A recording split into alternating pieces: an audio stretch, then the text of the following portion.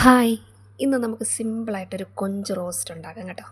ഉണക്ക കൊഞ്ച് റോസ്റ്റ്. അപ്പോൾ അതിനായിട്ടൊരു സവാള, കുറച്ച് കറിവേപ്പില, കുറച്ച് വെളുത്തുള്ളി, കുറച്ച് ഇഞ്ചി, ഒരു തക്കാളി മിക്സിയിലിട്ട് നന്നായിട്ട് അടിച്ചെടുക്കണം.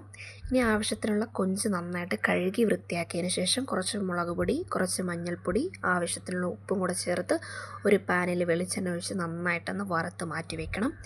അതിനുശേഷം അതേ പാനിനകത്ത് തന്നെ കുറച്ച് വെളിച്ചെണ്ണ ഒഴിച്ചു കൊടുത്ത് നമ്മളെടുത്ത് വെച്ചിരിക്കുന്ന സവാള, ഇഞ്ചി, വെളുത്തുള്ളി, കറിവേപ്പില ഞാൻ ജസ്റ്റ് ഒന്ന് ചതച്ചെടുക്കുന്നുണ്ട് കേട്ടോ. ചെറിയ ഉള്ളിയാണ് കേട്ടോ ഏറ്റവും ബെസ്റ്റ്. പിന്നെ അത് ഞാൻ എടുത്തില്ലെന്നേ ഉള്ളൂ. സവാള ആയാലും കുഴപ്പമൊന്നുമില്ല. ഇനി അത് നന്നായിട്ടൊന്ന് മൂപ്പിച്ചെടുക്കണം. അതിൻ്റെ പച്ചമണം മാറുമ്പോൾ നമ്മൾ മിക്സിയിലിട്ട് അടിച്ച് വെച്ചിരിക്കുന്ന തക്കാളിയുടെ പേസ്റ്റ് ഞാൻ ഇതിലേക്ക് ഒഴിച്ചു കൊടുക്കുന്നുണ്ട്. തക്കാളി ഒരെണ്ണമൊക്കെ മതി കേട്ടോ, ഒരുപാട് വേണ്ട, മധുരിക്കും, ടേസ്റ്റ് അങ്ങ് പോകും റോസ്റ്റിൻ്റെ. അപ്പോൾ ഒരു തക്കാളി പേസ്റ്റ് ഇതിലേക്ക് ഒഴിച്ചു കൊടുക്കുന്നുണ്ട്. അതിൻ്റെ പച്ചമണം മാറുമ്പോൾ കുറച്ച് മുളക് പൊടി, മഞ്ഞൾപ്പൊടി, ആവശ്യത്തിനുള്ള ഉപ്പും കൂടെ ഇതിലേക്ക് ചേർത്ത് കൊടുത്ത് നന്നായിട്ട് മിക്സ് ചെയ്തെടുക്കുന്നുണ്ട് കേട്ടോ. ഇനി ഇത് നന്നായിട്ട് മൂത്ത് വരുന്ന സമയത്ത് നമ്മൾ വറുത്ത് മാറ്റി വെച്ചിരിക്കുന്ന കൊഞ്ച് ഞാൻ ഇതിലേക്ക് ഇട്ട് കൊടുക്കുന്നുണ്ട് കേട്ടോ. എരിവൊക്കെ നമ്മുടെ ഇഷ്ടത്തിന് ചേർത്ത് കൊടുക്കാം. ഒരുപാട് എരിവ് ആവശ്യമുള്ളവരാണെങ്കിൽ കുറച്ച് മുളക് പൊടിയും കൂടെ ചേർത്ത് കൊടുത്താൽ മതി കേട്ടോ.